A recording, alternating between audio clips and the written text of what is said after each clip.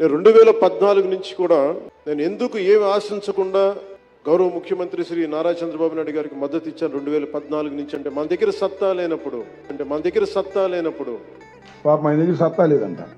సత్తా ఉంది ఎవరు ఈ రాష్ట్రంలో? చంద్రబాబు నాయుడు గారు ఉన్నాడు సత్తాగా. ఆయన జీవినంతకాలం ఆయనే ముఖ్యమంత్రిగా ఉన్నారంట, ఈయనేమో కింద సేవ చేస్తాడంట. నా దగ్గర సత్తా లేదంటున్నా పవన్ కళ్యాణ్ గారికి చెప్తున్నా. అయ్యా, ఆ జన సైనికులకి, వీర మహిళలకి మీకు కూడా చెప్తున్నా, నా దగ్గర సత్తా లేదో అంటున్నా ఆ పవన్ కళ్యాణ్ గారికి చెప్పమని చెప్తున్నా. సత్తా లేదంటే ఎక్కడి నుంచి వచ్చిందండి సత్తా?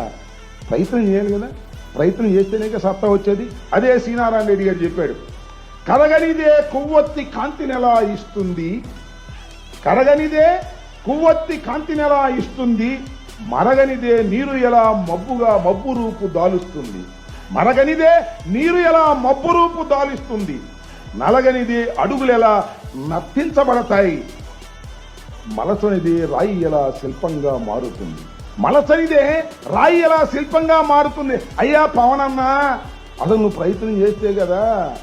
నేను ప్రయత్నం చేయను, మా చంద్రబాబే ముఖ్యమంత్రి, నాకు అన్ని సదుపాయాలు బ్రహ్మాండంగా అందుతున్నాయి, ఇంక చాలు, నాకు ఇంకేం అవసరంలా.